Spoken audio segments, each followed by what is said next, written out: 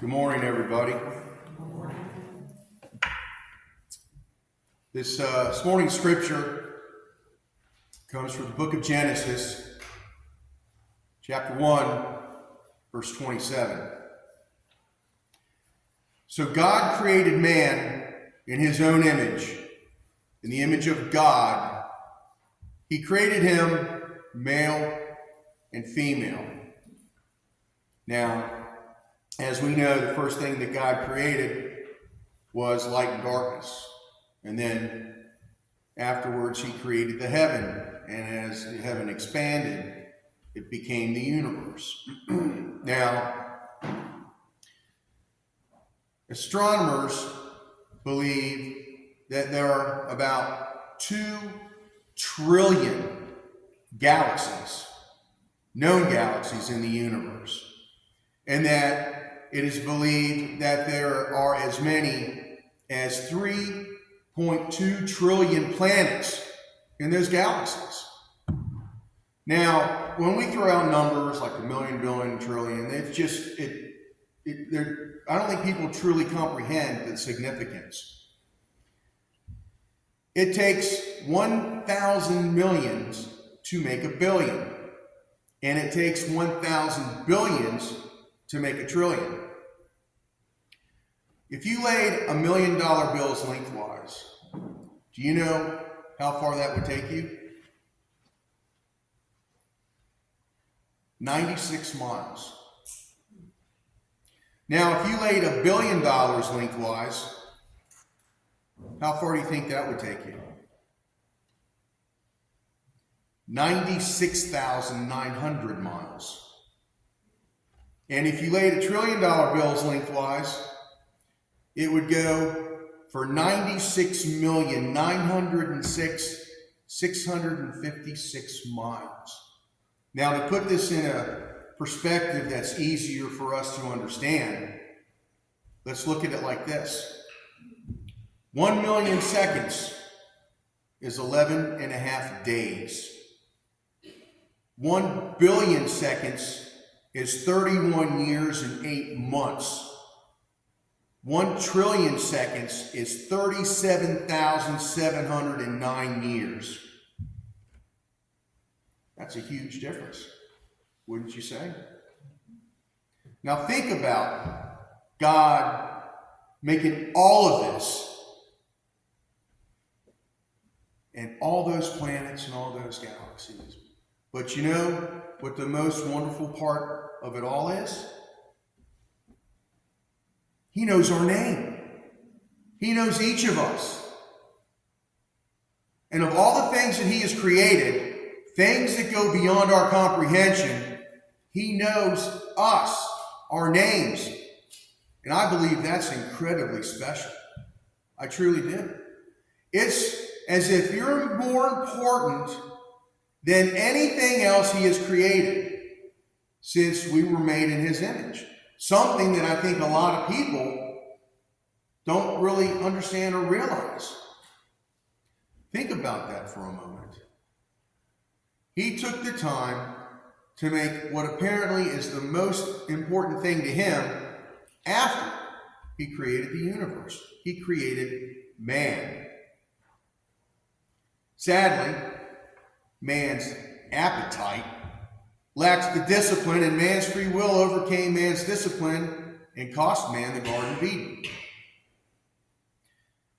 Can you fathom how upset God must have been when he saw Adam and Eve clothed? Now think about this. He made them. And he said, look, do whatever you want, just don't eat from this tree. Very simple, very straightforward task. Yet they defied him. And here he probably believed and knew that because they were made in his image, well, they were without sin at that point, now weren't they? Yet they ate from the apple. And as they say, it rolled downhill from there. And the sad reality is, and we've all experienced this in some form or way, when we gain an experience of something that we realized after we did it that it was bad. And you can't change the reaction of that. Your body language, everything changes.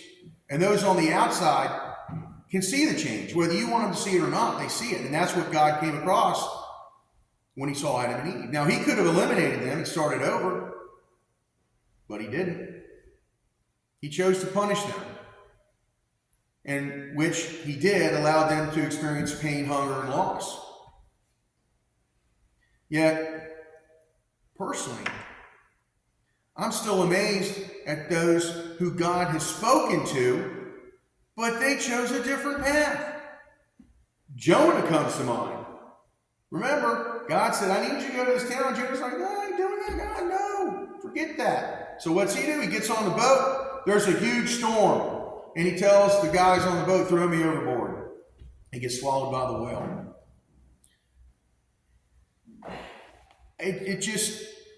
It's like, sorry, God, not me, not today. I've got other things that are more important. Who says that? Literally, if God was talking to you, and believe me, you would know it. Because it would be something different, something special, something you probably never really felt. Maybe a tingling, but I mean, if he's giving you his undivided attention, I know this might sound crazy, but personally, I feel God's presence with me some days. I truly do. Not all the time, but when I do, it reaffirms my purpose I believe that he has for me. And I don't take his presence lightly, as he has taken the time to be with me. Not that he couldn't multitask, but he's making it clear, hey, you're not alone in this. I'm with you. But there's going to be times you're going to feel like I'm not, but I am. So keep the faith. I keep thinking about all the things I have at home and the things that I sometimes will find in the attic, and I stop to think about the time when it happened or when I got it. We have been given so much by God, but we've allowed the daily nonsense to take our attention. And that's exactly what the evil one wants. He wants to distract us. I believe when we feel as if we're observing something and it begins to turn our mood sour, I would encourage all of us to just stop, shake your head and smile, and just say, not today, not today. Because we have to take charge. We need to be proactive and not reactive. And then thank God for allowing you to have the clarity of mind to not get entangled in that web that was spun by the evil one on your behalf. But it won't stop there. The evil one will continue to strike when it feels you are at your weakest and most vulnerable. We don't always understand why things happen in our lives, yet we must step back and focus on God's strength to help us get through it. We are unique since we, like Adam, are made in his image. And of all the other things that God created, the devil's focus is on each of us because we are his most cherished creation. And that requires attention on our behalf to ensure that the devil doesn't get as far as he wants with us. We need to remember that when Christ was born, he too was born in God's image. The fact that Christ entered the physical world and experienced the emotional, mental, and physical pain that we all experience, I think, is something that's overlooked. Imagine having it all and then having to give it up for something greater than yourself. Christ was born into the world and eventually suffered a brutal death on our behalf. And God knows us all. He knows our name. And it's up to us to follow through with Christ's commands and to be in service of others. And it's not always convenient to do that.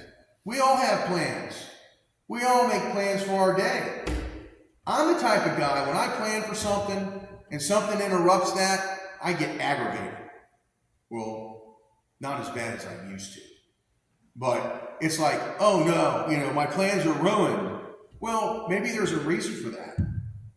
Maybe there's something that God's allowing me not to experience. Maybe there's something more important I didn't even think about. So when something changes or alters my plan, I try not to get angry. I try to take a step back. And I'm like, all right, Lord, I don't know what's going on, but I trust it's something that you have in store. Do you remember that story I told you about the guy who woke up late for work, went and tried to get a sandwich and it was made wrong, and then someone called him on the phone and he dropped signal, and then he went home to use his foot massager, didn't work, and he's like, Lord, what the heck? Why is this happening? And the Lord's like, well, I let you sleep because the devil was coming for your soul, and one of my angels came to your defense. At work, the person that made your sandwich was sick, so I made sure that you didn't get it. That phone call was someone bearing false witness. I ensured that the call was dropped. And then your foot massager, well, it was going to short, and it was going to keep you without electricity for a few days, and I knew that you couldn't afford it.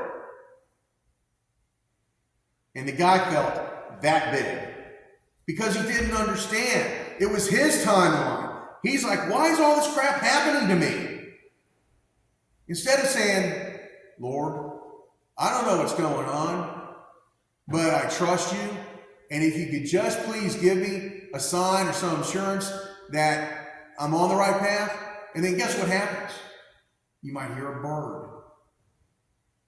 You might see a cloud float through the sky, something that you will take as a sign that God's communicating with you. He's not going to smack you right on the head and say, hey, got your attention now? This is why it's going on. He's not really like that. I mean, he can be. He was like that with Jonah, wasn't he? So, with everything that's going on today in our personal lives with family and friends, I think it's important that we need to take a step back and that we need to reevaluate ourselves and see where we're at, where we need to be, and what we need to do to get there with God, not by ourselves, but with God in our lives, helping us to get to where we need to be.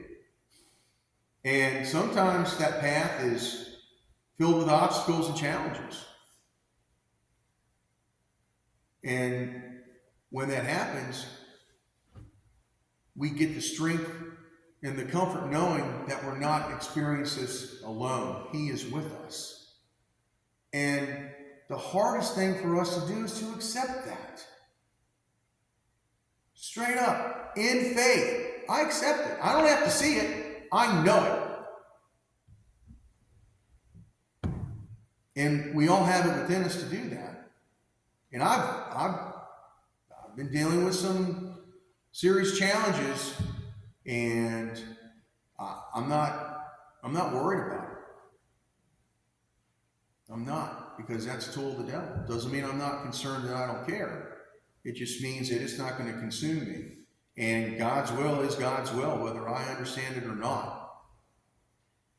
And I think that, part of that is my relationship with Him. And I think if all of us had something similar, that what we're going through wouldn't weigh so heavy on us. We'd be able to get through it a little easier with God, knowing that He's with us. So I'd ask that, we all keep that in mind. And once again, I'd like to ask for prayers for Don. He wasn't looking very well this morning. And, let's just keep him and his family in our prayers, please.